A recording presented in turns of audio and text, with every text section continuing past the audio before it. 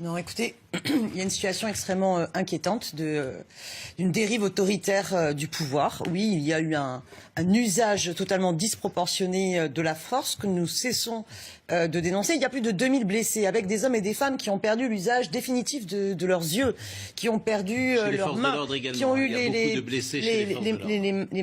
mâchoires complètement déformées. Donc des blessés à la fois du côté des forces de l'ordre, des blessés du côté des manifestants, avec des vidéos qui ont montré des tirs de LBD qui n'étaient absolument pas justifiés dans le cadre du code déontologique des forces de l'ordre. Donc une situation extrêmement inquiétante, avec le dernier événement la semaine dernière où vous aviez dans le même week-end à la fois un manifestant qui était blessé très durement à l'œil et puis un député qui se faisait matraquer avec un préfet qui immédiatement remettait en cause sa parole avant même toute enquête. Avec un préfet, si vous pouvez ne pas me couper la parole, s'il vous plaît. Non, mais je vous coupe là parce que vous dites une chose qui n'est pas juste. C'est un député de la République française qui transgresse la loi et qui n'a rien. Non, pardonnez-moi, madame. Il n'est pas. Non. Il n'a pas. Totalement faux. Le député avait totalement le droit. Ce que vous dites est faux, madame. Ce que vous dites est faux, madame. Non, ce que vous dites est faux, madame. Vous pouvez parler sur moi. Ce que vous dites est faux, madame. Ce que vous dites, madame, est faux.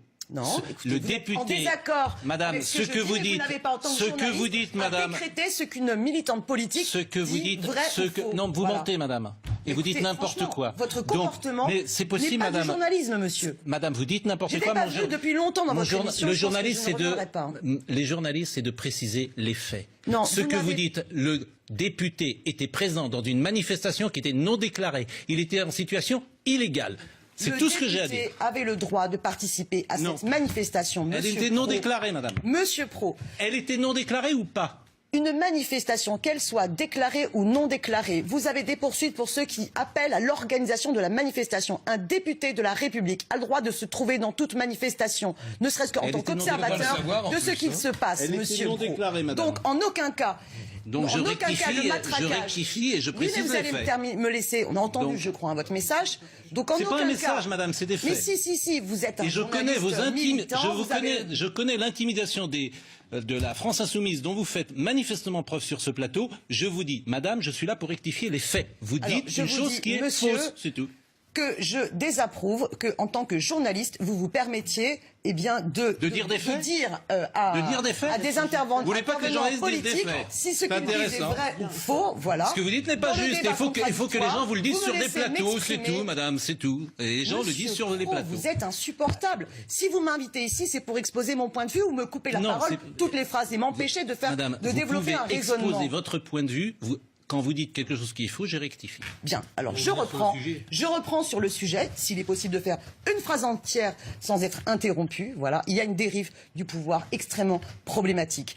Sur l'affaire du matraquage du député Loïc Prud'homme, avant même qu'il y ait la moindre enquête, le préfet niait les faits attestés par le député. Le ministre de l'Intérieur, pareil, était dans la négation.